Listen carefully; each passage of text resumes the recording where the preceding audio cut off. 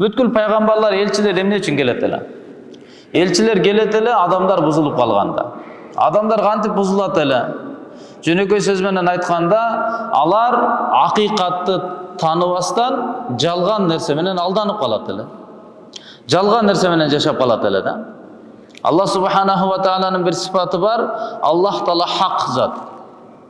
Хак дегендин мааниси акыйкаттуу зат. Аллахтын заты кандай акыйкат, чындык, ошондой эле бардык Аллах тааланын сыпаттары дагы чындык. Аллахнын заты дагы, сыпаттары да чындык. Кудайдын бар экенин эч ким четке какпайт. Эч ким айтпайт Кудай жок депчи. Философ болобу, башка болобу бардыгы айтат, бир үстүдөн болгон бир күч бар, ошол баарын башкарган депчи. Bir güç var deyт. Бар бир бирөө бир нерседен пайда болду, бир күч бар дейт. Кудайдын затын эч ким четке какпайт. Кандай Аллахтын заты чындык болгондой, ошондой эле Аллах тааланын бардык сыпаттары да чындык. Жаратуучу жападан жалгыз Алла. Көрүп туруучу жападан жалгыз Алла. Бардык нерсеге үстөм, болгон, бийлигин жүргүзгөн, буйруктар менен Алла башкарган жападан жалгыз Аллах таала. Рызкы берүүчү жападан жалгыз Алла, сыйырмат берүүчү жападан жалгыз Алла. Кийим, үй, бийлик, мансап, сулуулук, күч-кубат сизге эч кандай сыйырмат тартуулай албайт, эгер Аллах каалабаган болсо. Аллах тааланын гана колунда бардык нерсе. Алла чындык зат. Алла бар зат. Аллах таала эзелден түбөлүккө калуучу зат. Эч бир өзгөрбөйт. Убактардын өтүшү Алланы алсыратпайт, жок болбойт. Эзелден түбөлүккө дуаларды кабыл кылат. Муктаждарга жардам берет. Жашоо тартуулайт, өлүм тартуулайт эч кимден коркпостон. Бардык махлуктардын учурдагы муктаждыктарын бүтүрүп көзөмөлдөп турат, бирок өзү эч бир нерсеге муктаж эмес. Бүткүл махлук Алладан башка бардык жаралган нерселер. Ошонун баарын Алла өзү жападан жалгыз башкарат. Илими чексиз, кудурети чексиз. Бардык нерседе кудуреттин ээси Алла. Көз өз кудурети менен көрбөйт. Бут өз кудурети менен баспайт. Күн өз кудурети менен жылуулук бербейт. Бүткүл ааламды башкарып, дайыма жакшылыгы сиз менен бизге нөшөрлөгөн жаадан дагы көбүрөөк, жаандан дагы көбүрөөк төгүлүп турган бул Аллах субханаху ва таала акыйкат зат, чындык зат. Ошол чындык болгон зат Алла пенделерди алданып калбоо үчүн, чындыкта жашоо үчүн пайгамбарларды жөнөтөт эле да. Элчилер келип адамдарды акыйкаттуулукка чакырат эле. Ой, чындыкты тааныгыла. Алданып жашабагыла. Байлыгыңа таянба. Байлык бүгүн болсо дүйнөдө макул болсун, бирок эртең кабырда жок болуп калат. Кабырга алып кете албайсың, эч бир нерсени алып кете албайсың. Энемдин курсагынан келдим базарга, бир кепин алып кайттым мазарга дейт. Yani дүйнөгө келди, көп соода сатык кылгандай, бирок алып кете турган бир кепин, башка эч бир нерсе алып кете албайсың. Чөнтөк жок ал жакта бир нерсе салып кеткенге. Бирок адамдын жүрөгү, ички дүйнөсү кылган амалдар түбөлүк адам менен биргеликте калат. Ой, алданып калбагыла, байлыкты негиз кылып жашаба. Атак даңктуулукту негиз кылып жашаба. Мактап койсо эле сен азаматсың десе, азамат экенмин деп жүрө бербе. Алла менен болгон мамилеңди эч качан унутпагын. Бардык жараткан зат Алла, ошонун алдына келдик, түбөлүктө Аллага барабыз. Пайгамбарлар адамдарды акыйкатка, чындыкка чакырат эле да. Жалган жашоо менен алданып калбагыла, түбөлүктө жашоо келет. Жалган нерселерге таянып таасирленбегиле, чыныгы болгон Алладан таасирленип жашагыла. Аллага таянып жашагыла. Жалган буюмдар аркылуу жашоо курулат деп түшүнбөгүлө, амалдар аркылуу дүйнө жана ахирет курулушун жана бузулушун унутпагыла. Негизи акыйкатта амал да. Адамдын амалы дүйнөнү оңдойт, адамдын амалы дүйнө ахиретти бузат. Амалга жараша, чоң үйдүн ичинде болуп калсаңыз бактылуу болбойсуз. Ошол чоң үйдүн ичинде туура жашасаңыз бактылуу болосуз. Делиден туура амал чыкса, пейлиңиз туура болсо, ички дүйнөңүз туура курулса, анан сиз бактылуу болосуз. Кичинекей үй боло, чоң үй боло. Бунун бардыгы сыноо үчүн берилген, Кудай таалам Куранда айтат. Сыноо үчүн, аны менен адам алданбаш керек. Азайып атса, чөгүп кетип, көбөйүп атса, көбүп кетип, аны менен алданып калбаш керек. Балким Алла сиз менен бизди түбөлүк жашоого жараткан. Ошол жашоого даярданыш үчүн урматтуу тууганым, сиз менен биз ушул жалган дүйнөдө жүрөбүз да. Пайгамбар айтат: "Ни'матани магбубун фихима касирун минан нас". Аллах тааланын эки жакшылыгы болот. Аны байлыкка, башка нерсеге сатып ала албайсың. Эмне үчүн күндө намаз окуйбуз? Эмнеге 5 мал намаз? Себеби урматтуу тууган, жашоодо ушундай деген нерселер бар, аны байлык менен, бийлик менен, күч менен, көптүк менен аны тартып ала албайсың. Таба албайсың, жасай албайсың, чыгара албайсың ал нерсени. Берекени каяктан табасың? Денсаулықты каяктан табасың? Сый урмат, сүйүү дегенди каяктан табасың? Жүрөктүн тынчтыгын каяктан табасың?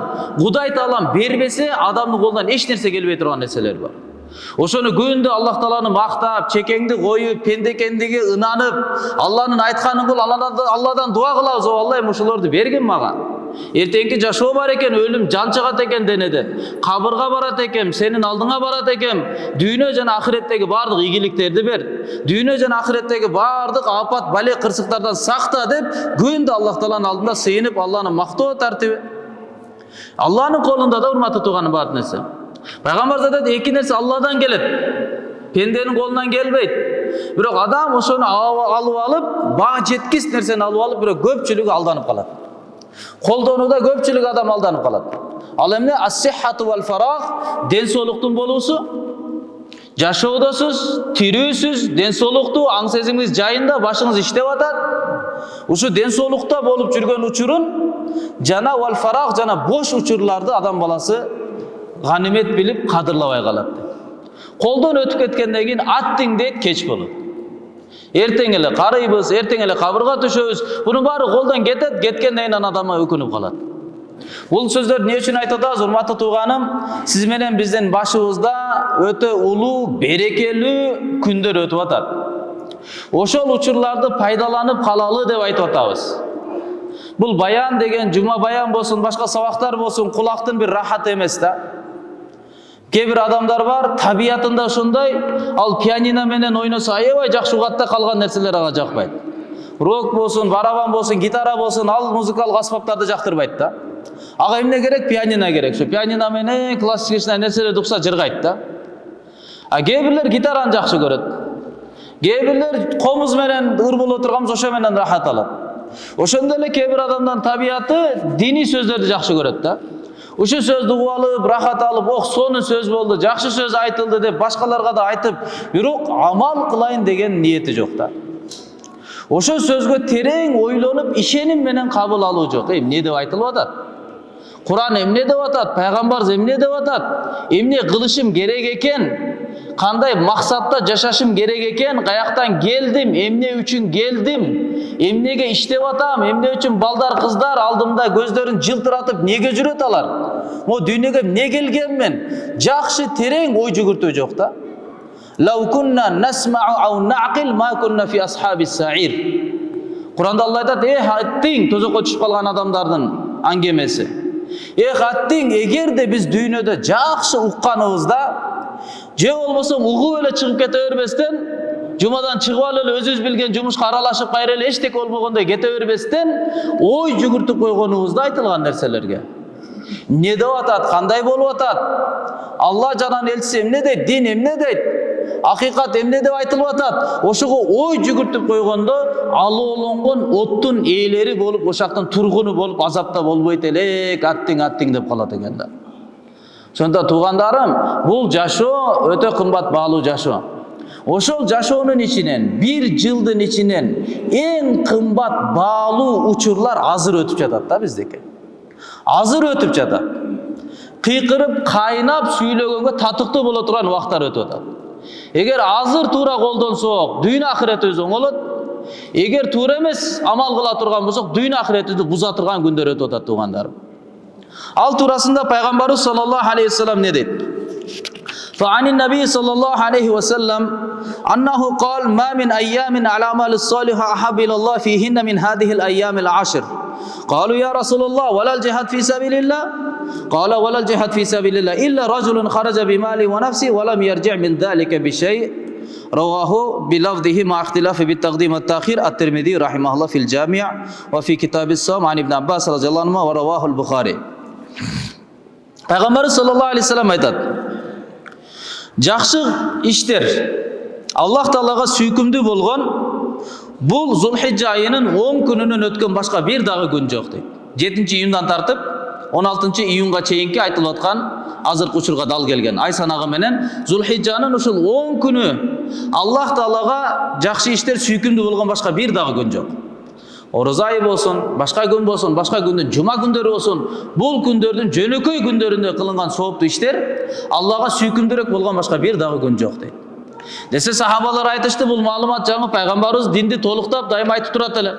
Сахабалар айтты, Аллахтын элчиси бул күндөрдөн башка күндөрдө Кудай жолуна күрөшүп, мамлекеттин элини, жерини, динини коргойм деп чыкса, ошолордун дагы ушундай кадамы, чоң иши дагы, жанын алдыга коюп сайганы дагы сообу эмне буга жетпейби десе, пайгамбарыбыз саллаллаху алейхи вассалам айтты, ооба деди. Алла жолунда казат дагы сообу жетпейт, бул күндөгү жөнөкөй үйдө отуруп алып кылган амалдарга. Эмне себептен? Бир эле болушу мүмкүн, бир киши чыгып кетти байлык жаны менен, анан шейит болуп кайтпай келип калса, ошону шейиттик эле өтүп кетпесе калган бир дагы амал өтө албайт деди да. Демек, урматтуу тууганым, сиз менен биз амал кыла турган мезгилде экенбиз. Мечиттерде көбүрөөк убакыт өткөрө турган мезгилде экенбиз. Тахажжудка тура турган мезгилде экенбиз. Убакыт өтүп атат. Мына өттү 7-үй намазы бүгүнкү күнгө чейин. Эртең Арафа, андан кийин Курбан айт келип калды башыбызда. Эртең Арафа күнү 15 болуп атабы? Эртең Арафа күнү, андан кийин бүрсү күнү болсо Курбан айт болуп атат. 8 күн өтүп баратат деген сөз. Башка риваятта пайгамбарыбыз саллаллаху алейхи вассалам дүйнө күндөрүнүн эң абзели ушул 10 күн деди да. Зулхижжанын 10 күнү деди баштапкы. Десе, сахабалар айтты, Аллахтын элчиси, бул сыяктуу Кудай жолундагы кызмат кылгандардын бири да жетпейби деди. Илим алганы чыкса, казатка чыкса, башкага чыкса. Десе, пайгамбарыбыз саллаллаху алейхи вассалам айтты, жок, бир дагы Кудай жолуна чыгып кылган амал дагы бул үйдөгү кылынып аткан бул күндөрдөгү үйдөгү амалдарга да жетпейт деди. Ооба, эгер бир адам чыгып, бети топурак болсо, мындайча дүйнөдөн кайтса, шейит болсо, жерге кулаган болсо, ошонун эле сообу жетип калбаса, калгандардын сообу буга жетпейт деди. Ошондон демек, урматтуу туугандарым, Аллах Таала касам ичкен өзгөчө белгилүү күндөрдө Алланы эстегиле деп Аллах Таала биздин алдыбызда белгилүү, периштелердин алдында белгилүү. Сиз бейгапар болсоңуз бейгапардырсыз. Бирок Аллах Таала буну айяма маалумат, белгилүү болгон күндөр, Аллах Тааланын алдында белгилүү күндөр деп Аллах Таала айткан. Бардык периштелер билет бул күндү. Күтөт периштелер бул күндү. Бейиш күтөт, тозок бул күндөн пана тилейт. Бул күндө тозокту өчүртө турган күндөр, Алланын мээрими төгүлө турган күндөр. Адам кандай бейишке чечим чыгат, тозоктон азат болот, бул күндөрдөн өткөн башка күндөр жок да. Кийинки хадисте пайгамбарыбыз саллаллаху алейхи вассалам айтат: "Ма мин айям а'заму индаллах ва ла ахаб илейхи ал-амал фихинна мин хадихи ал-айям ал-ашр. Фa'актиру фихинна мин ат-тасбих ва ат-такбир ва ат-tahmid." Аллах Таалага сүйкүмдүүрөөк болгон жана сообу чоңураак болгон бул күндөргө караган башка күндөр жок дейт. Зулхижжанын 11-чи баштапкы күнүнө караганда башка күн жок. Андыктан ал күндөрдө силер бассаңар, турсаңар, пробкада турасызбы, башка болосузбу, не кылгыла? Субханалла, алхамдулилла, Аллаху акбар деген сөздөрдү көп айткыла. Ла илаха иллаллах деген сөздөрдү көп айткыла. Астагфирулла деген сөздөрдү көп айткыла. Пайгамбарга салаватты көп айткыла. Хавкаланы, ла хавла ва ла куввата илля билланы көп айткыла.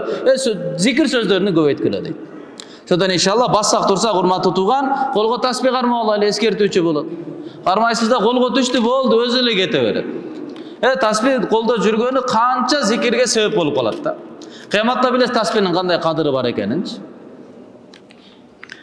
Телефонду мүмкүн колго кармап алып кетет. Сумка болуп атса дагы колдон түшпөйт да. Колдун бир бөлүгү катары эле болуп калган, үзүлбөй турганчы.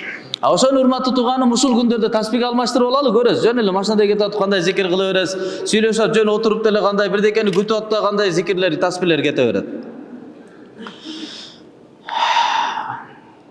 Абу Хурайра радиаллаху анху риваят, пайгамбарыбыз саллаллаху алейхи вассалам хадисте айтты. Хадисти караңыз. Ма мин айям ахабилаллах аютааббад лаху фиха мин ашри зилхижжа. Эч бир күн жок Аллах Таалага жакшы ибадат кыла турган ушул Зулхижжанын 10 күнүнө караганда. Аллага эң жакшы кулчулук кылам десеңиз азыр кылыңыз. Тоба намаздын эң жакшысы ушул күндөрдө. Садаканын эң жакшы ушул күндөрдө. Орозонун эң жакшы ушул күндөрдө. Кайрымдуулуктун эң жакшы ушул күнү. Кечиримдин эң жакшы ушул күнү. Тууганчылыктын эң жакшы ушул күнү. Бул күндөрдө Аллага кандай сыйынылат, андан башка күндөр жок. Аллах Таалага сыйынуу аркылуу жагып кеткен. Ya'dilu siyamu kulli yawmin minha siyami sana wa qiyamu kulli laylatin minha bi qiyami laylatil qadr. Bul күндүн ар бир күнүнүн орозосу башка күндөрдүн 100 жыл орозосуна тете болот. Ал эми түндү ибадат менен өткөрүү Кадыр кечедеги ибадат кылууга тете болот дейт. Бир күнгө 100 жылдык орозонун сообу, бир күндүк орозого. Түнкү тахажжудка Кадыр кечеси min alfi shahr, 1000 aydan dagы жакшыраак болгон Кадыр кечесиндей болгон сооп бериле турган күндөр дейт. Анас ибн Малик радиаллаху анху айтат, Зулхиджанын 10 күнү туурасында биздин ортобузда мындай сөз бар эле дейт, сахабалардын ортосунда. Kullu yawmin bi alfi yawmin wa yawmu Arafa bi 10,000 yawmin деп айтчу эле дейт. Бул күндүн ар бир күнү 1000 күнгө тете болот. Берекеде, артыкчылыкта, соопто. Бул күндүн ар бир күнү 1000 күнгө тете болот. Ал эми Арафа күнү болсо 10.000 күнгө тете болот деп айтат эле дейт. Анас ибн Малик радиаллаху анху. Ibn Rajab rahimahullah Hazreti Abdullah ibn Umar radiyallahu anhumanın sözünü marfu, mavkuf iki türlü rivayatta aytat. İza kana ashiyatu Arafa lam yabqa ahadun fi qalbihi mithqal zarratin min iman illa ghufira lah. Hazreti Abdullah ibn Umar, Hazreti Umar'dın balası Abdullah radiyallahu anhu aytat. Kaçanda Arafa günü olgondo, ertenki gün kaçanda gelgende, taң atkanda kimdin жүрөгүндө чаңчалык иманы болсо дагы, ошол эгерде жакшы ибадат менен жакшы ошол күндү өткөрүп кое турган болсо, күнөөсү толугу менен кечирилип гана чыгат дейт. Эч бир жүрөгүндө иманы, чаңчалык иманы бар адам күнөөсү кечирилбей калып кетпейт дейт. Иман бар ушул күнү жакшылап ибадат кылып койсоңуз, күн ушунчалык Аллахтын алдында өзгөчө, Алла өзгөчө мамиле кылып, мээрими төгүлүп турган учур, эмне күнөөңүз болбосун кечирип салат да. Кожоюндун алдында бир туура эмес нерсе кылып алдыңыз. Анан жумуштан эптеп, андан кечирим сураш керек. Болбосо айдаласыз, арызыңызды жаз деп койгон. Эмне кыласыз? Эң жакшы учурду изденесиз да. Качан көңүл ачык болот, качан маанайы ачык болот, качан алга барып туруп сүйлөшсөң, макул деп жөн эле далыңан таптап эле тамашалашып эле чыгара берет. Ошондой учурду издейсиз да. Мына урматтуу тууганым, Абдулла ибн Умар радиаллаху анху айтканы, эртеңки күн Кудай Тааламдан кечирим сурап калсын эң жакшы күнү деп атат да. Өзгөчө дуалар кабыл боло турган, Алланын мээрими түшүп турган, кимдин жүрөгүндө эле чаңчалык иманы болсо дагы, ал сөзсүз күнөөсү кечирилбейин эртеңки күндөн чыкпайт деп атат. Ошого ниет кылалы, амал кылалы, элге жаялы, үйдөгүлөргө барып айталы иншалла. Иза кана ашияту Арафа лам ябқа ахад.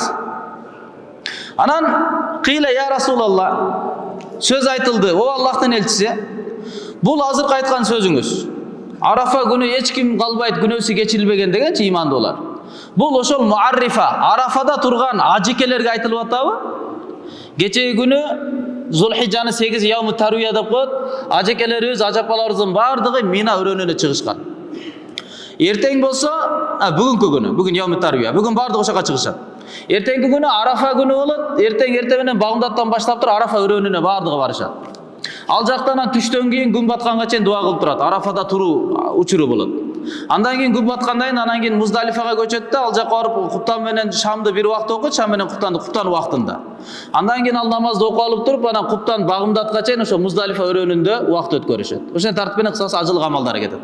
Арафа күнү демек эртең Арафада ажекелер Арафада турат да.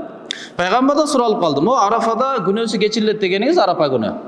Бул ошол Арафада турган ажекелерге гана таандыкпы же жалпы адамдарга таандыкпы десе, Пайгамбарыбыз саллаллаху алейхи вассалам айтты: "Баллин наси амматан", балким жалпы эле адамдардын бардыгына таандык. Макул ал Арафа өрөөнүндө болсун же ушул жерде Бишкекте жүргөн болсун, өзүнүн шаурма жумушунда же башка бир өзүнүн мекемесинде, конторасында олтурган болсун, бирок эгерде Кудай Тааламга иман менен, кечирим сурап, жакшы амал менен өткөрсө, күнөөсү кечирилбей бир дагы адам калбайт деди да. Аллах Таала бардык адамдын күнөөсүн кечирет деди. Ошондой эле урматтуу тууганым, бул күндүн өзгөчөлүгү эртеңки күн. Пайгамбарыбыз саллаллаху алейхи вассаламдан риваят келет: "Хайру яумин талаат алейхи шамсу яуму Арафа. Ва хайру ма култу ана ва набиюна qabli яуму Арафа, ла илаха иллаллах вахдаху ла шарика ла, лахул мулк ва лахул хамд ва хува аля кулли шайин кадир", раваху Тирмизи фи сунанихи. Пайгамбарыбыз саллаллаху алейхи вассалам айтат: "Бүгүнкү жума күндүн белеги болсун, угуп алыңыздар. Пайгамбарыбыз саллаллаху алейхи вассалам айтат: "Күн чыккан күндөрдүн эң жакшысы Арафа күнү". Демек 365 күндүн ичинен, bir жылдын ичинен жакшы күндөр бул Арафа күнү болуп эсептелет. Кээде ушундай риваяттар келип калат да, мисалы жума күн боюнча бар, Курбан айт күн боюнча бар, ар кандай жакшы депчи. Бул кандай болуп калды, бири-бирине карама каршы сөз деп түшүнүлбөйт. Себеби жакшылык ар тараптан болот да. Мисалы 10 адамдын ичинен мыктыңар чыккыла, каяктан? Бат чуркаган. 10 ичинен мыктыңар чыккыла, каяктан? Күч, оор жүктөрдү жакшы көтөргөндөр. 10 адамдын ичинен мыктыңар чыккыла, каяктан? Көбүрөөк жакшы математиканы билгендер дегендей эле да. Ошондой жакшы дегени ар жааттан айтылып калат. Демек, Арафа күнү эң жакшы күн деп атат. Арафа күнү эң жакшы күн. Жана пайгамбар айтат, мен жана мага чейинки пайгамбарлардын ошо Арафа күнү айткан зикирлеринин эң жакшысы бул ла илаха иллаллаху вахдаху ла шарика ла, лахул мулку ва лахул хамду ва хува ала кулли шайин кадир деген сөз дейт. Демек, эртең иншалла таң аткандан күн батканга чейин ушу келмени көп айталы. لا إله إلا الله وحده لا شريك له له الملك وله الحمد وهو على كل شيء قدير. Ушул сөз эң жакшы сөз болуп эсептелет. Жана пайгамбарыбыз саллаллаху алейхи вассалам башка хадисте айтат, ким эгерде Арафа күнү орозо кармай турган болсо, бүгүн түндөс иншалла даярданып 5 бармакты пиширип, 5 бармак болсо суу сап калам коюйн, анан башка тамак пишир деп кыш кылып, болгон тамактын баардыгын даярдап, ооз бекитип, эртеңки күнү иншалла орозого бир чыдап кое турган болсок, анда пайгамбарыбыз айтат, 2 жылдын күнөөсүн кечиришине убада бар деп. 1 жыл өтүп кеткен 24, 1 жыл 25, 2 жылдын кечирилүүсүнүн убадасы бар деп. Ошондон эртеңки күндү урматтуу тууган колдон кетирбейли. Мына 8 күн өтүп кетти. Балким орозо кармаган кармады, кармабаган кармабады, бирок эртеңки күн келип атат, ушуну колдон кетирбейли. Эртеңкиге иншалла орозого ниет кылып кол. Ден соолукка да пайда.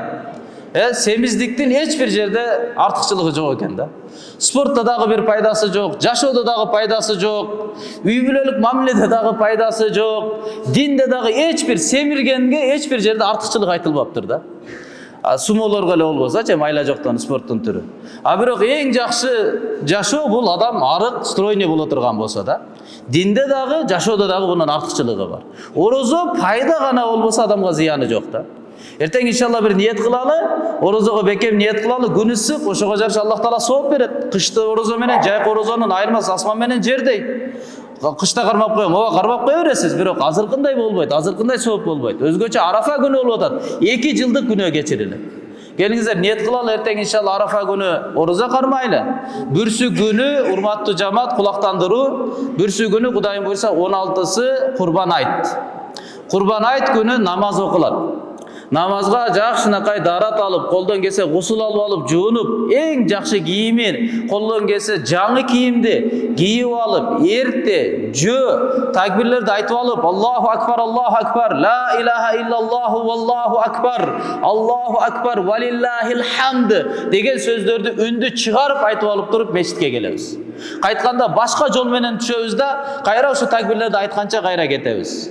Эстегенде эртеңки күнү Арафа күнү багымдаттан баштап туруп 15, 16, 17, 18, 19 июндун асыр намазы менен биргеликте 23 намазда ар бир парз намаздан кийин жалгыз болсун, жамаат менен болсун, мусафир болсун, жергиликтүү адам болсун, аял киши болсун, эркек киши болсун, парз намаздан кийин важип болуп эсептелет. Аллаху акбар, ла илаха иллаллаху валлаху акбар, валиллахил хамд деген сөздү эркектер үндү чыгаруу биздин мазхабта важип.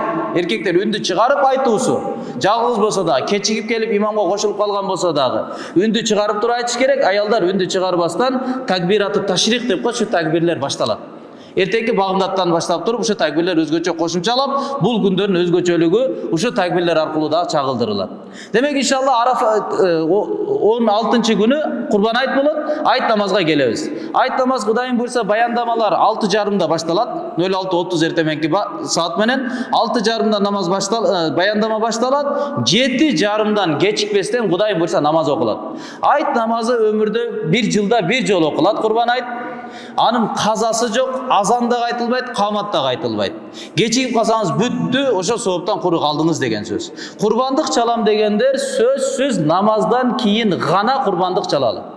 Курбан айт намаз окулуп бүткөндөн кийин, кайсыл жерлерде Курбан айт окулбаса анда алар багымдаттан кийин, багымдат максы киргенден чала берет. Ал эми бизде шаарда Курбан айт намаз окуп бүткөндөн кийин, андан кийин курбанчылыктар чалынса, ошол курбанчылык болот. Ага чейин чалып калса, кайра курбандык кылыш важип болуп калат.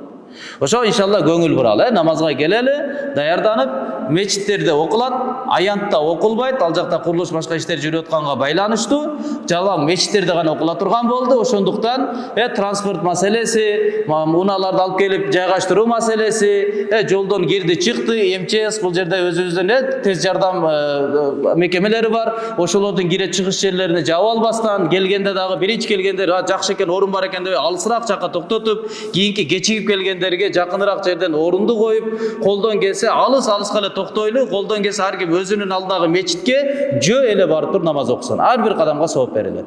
Такбирди көбүрөөк айтып, жөө келип жөө кетсек сүннөт болот. Жөө келип жөө кетип пайгамбар сүннөтү болуп эсептелет. Аллахым баарыбызга амал кылганга мүмкүнчүлүк берсин. Курбанчылыктарды даярдап, иншалла курбандыкка даярданалы.